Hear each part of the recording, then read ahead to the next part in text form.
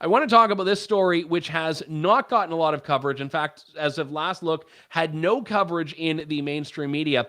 And that is the amendment put forward by the Liberals in committee to Bill C-21. This is the firearms regulation bill that's coming down the pipeline.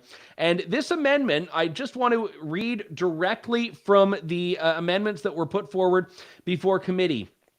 Changes the definition or adds to the definition of a prohibited firearm the following: a firearm that is a rifle or shotgun that is capable of discharging center fire ammunition in a semi-automatic manner and that is designed to accept a detachable cartridge magazine with a capacity greater than 5 cartridges of the type for which the firearm was originally designed. Now, if you're a gun owner, you're seething right now. If you're not a gun owner, you're like, what the hell did he just say? It is a firearm that has a round of ammunition that's basically anything other than a 22, which is a little tiny cartridge, and has a magazine that takes more than 5 rounds of ammunition. Let's talk about why this matters. Rod Giltaca is here, head of the Canadian Coalition for Firearm Rights. Rod, good to talk to you as always. Thanks for coming on today. Thanks for having me. So what types of guns are we talking about here that are not prohibited already by the Liberals that would be caught by this amendment?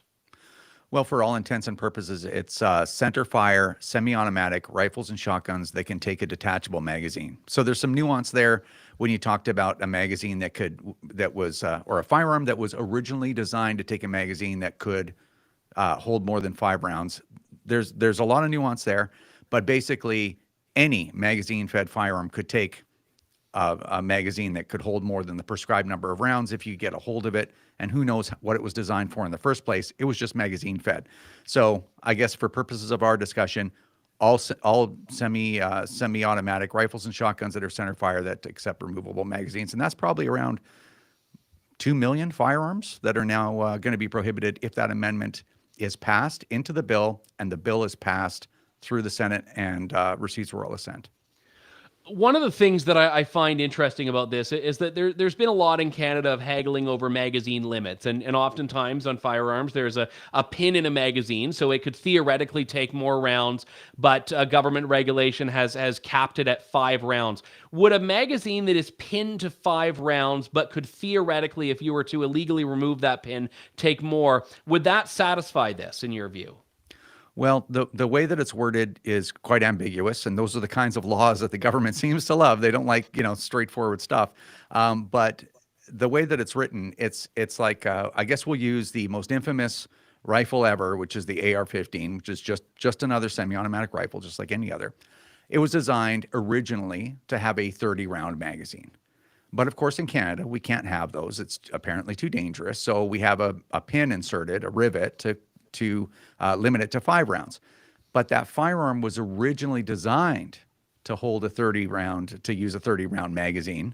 And so thus it would now be prohibited. If the original design had some stubby little 5-round magazine, it would apparently be okay. So again, more completely nonsensical, ridiculous rules designed for one reason. It's just to punish people that are unlikely to vote for the Liberals.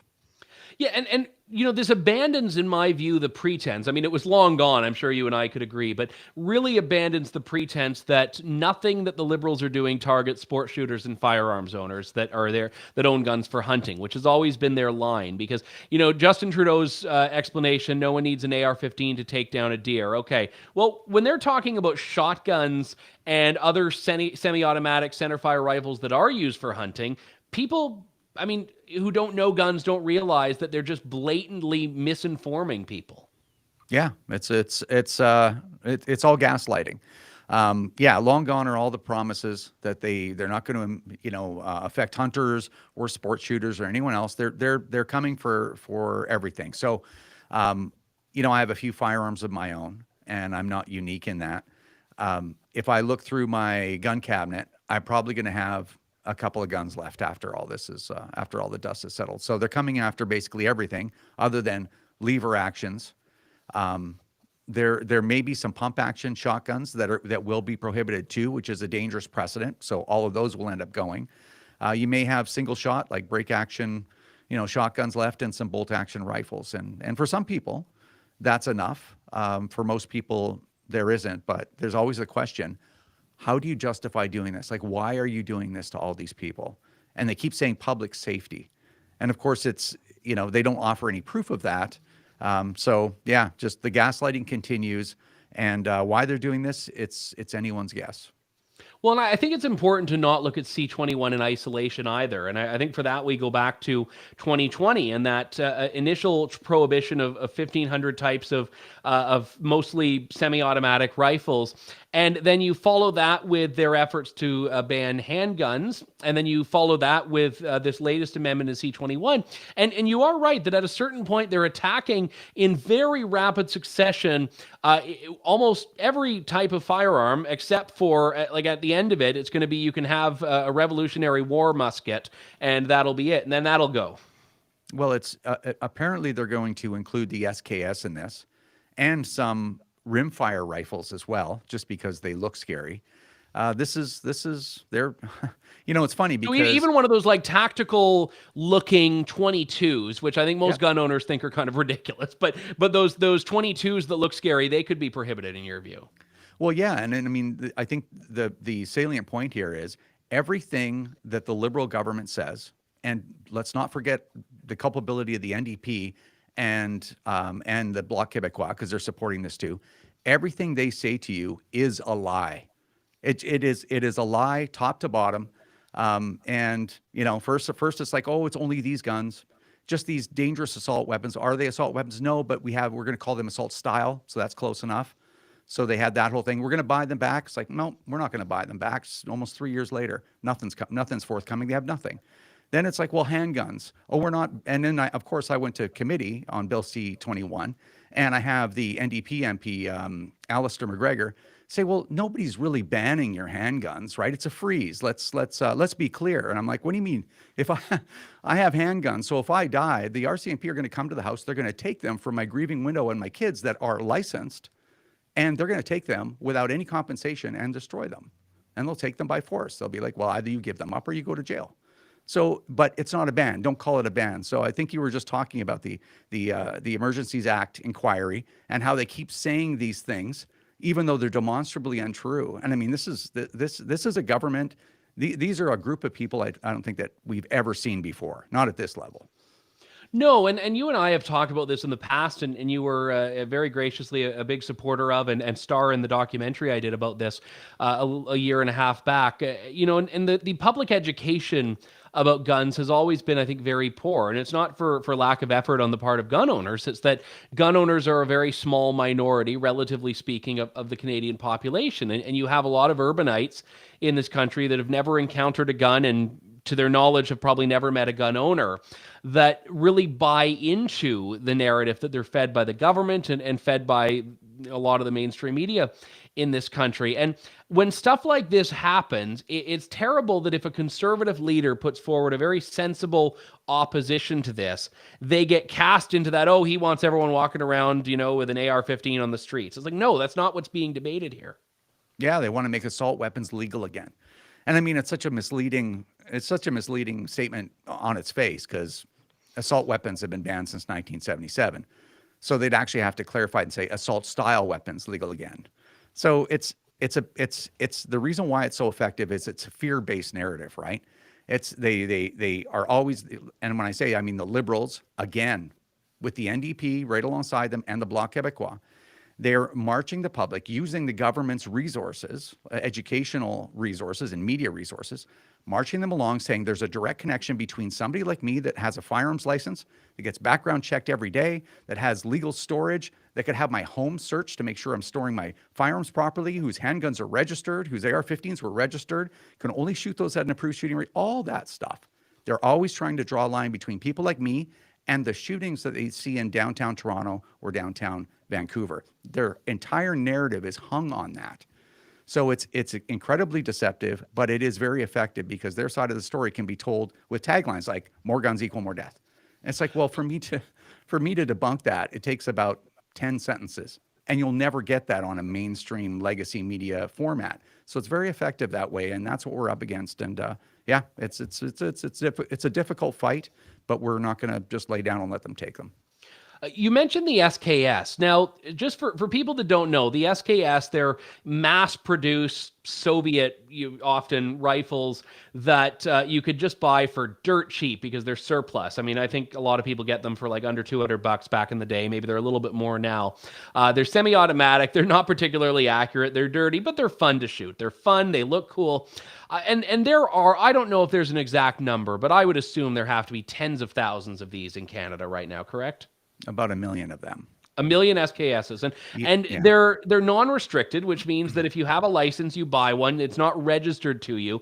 Something like this, I feel is just logistically impossible to prohibit because you can't enforce it when you don't know where these things are. And so if the law-abiding, dutiful, diligent citizens will hand theirs back into the government, and the people that don't have regard for the law will still have them.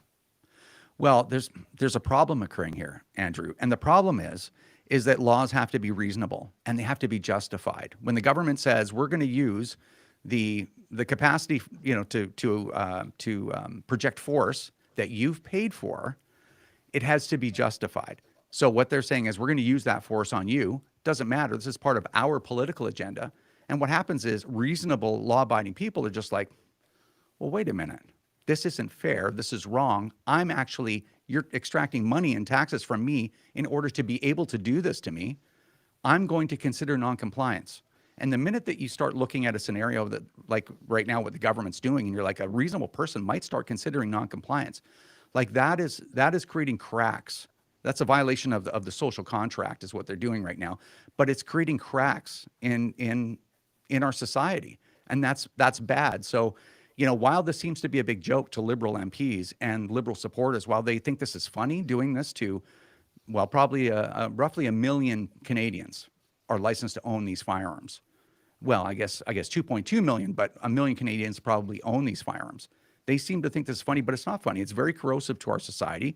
It's destroying the relationship, and an important one at that, between productive citizens and the government, and productive citizens and law enforcement, because somebody's going to come looking for those guns. And it's not going to be Justin Trudeau. He'll be hiding in the cottage, right? Just like he did during COVID.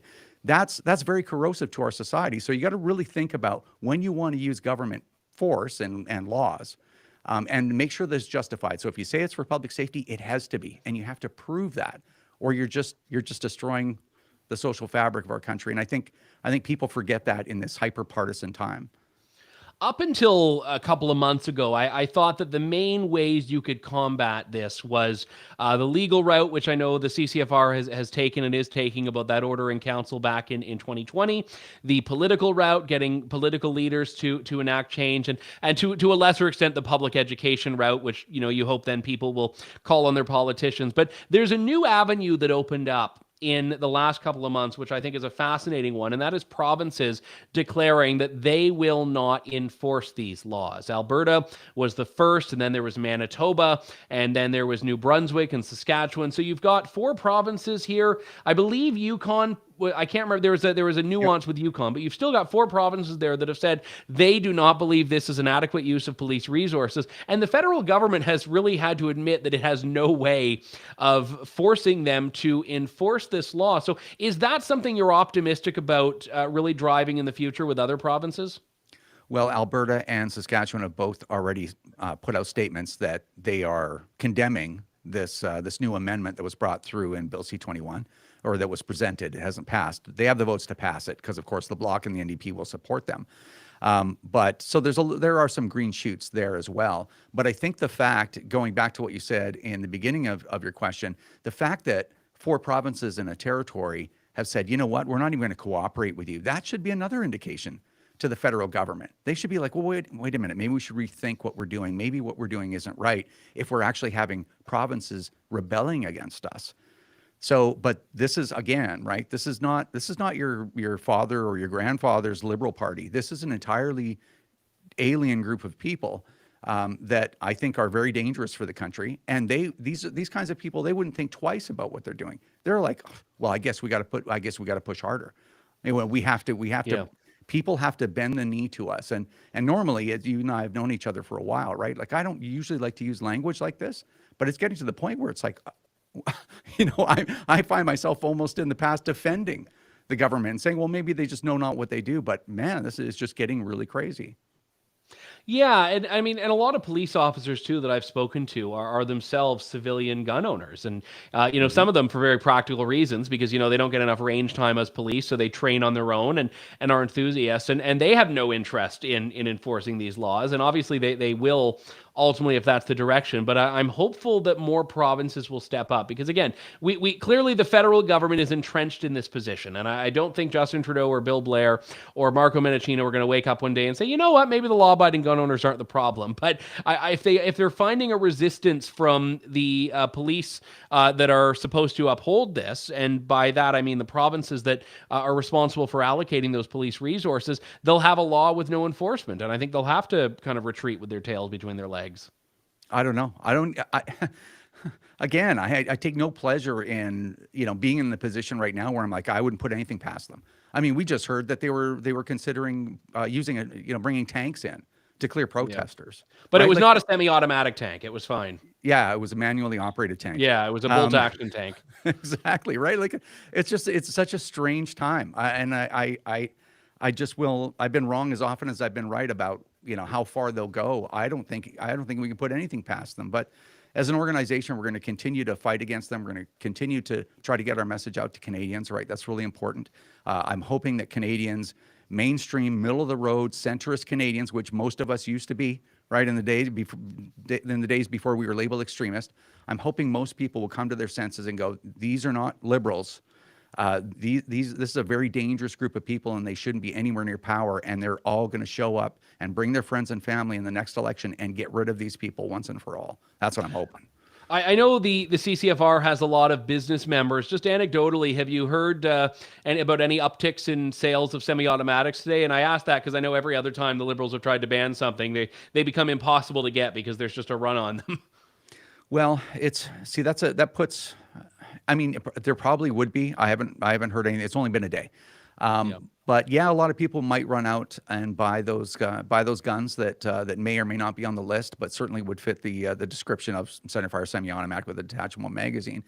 But at the same time, the Liberals have instituted a backdoor gun registry, which of course they promised not to do, but they've done it. So the government will know where all of those guns are, and they will just, I guess in theory, send people to come and take those guns away if people don't give them up voluntarily. So I don't know. That's going to temper sales quite a bit. But one interesting point of this whole thing, if you watch the meeting at committee for Bill C-21 yesterday, the Liberals did not include a buyback for any of these firearms. So their intent, as it stands today, is just to prohibit them all, and that's it. You get nothing. Wow, just licensing themselves to do an all-out confiscation. Terrible stuff. We'll certainly follow this. Rod Giltaca from the Canadian Coalition for Firearm Rights. Always a pleasure, and keep up the fight, sir. Thanks, Andrew. Thank you, Rod. I mean, when I looked at that, and I was like looking in my gun cabinet, and I'm like, oh man, I'm gonna need a smaller cabinet at the end of this because they're going after basically everything in it. And I don't even have one of those like Revolutionary War muskets, which at a certain point will be the only thing you're allowed to. And heck of a lot more risky to fire a musket than your average semi-automatic rifle.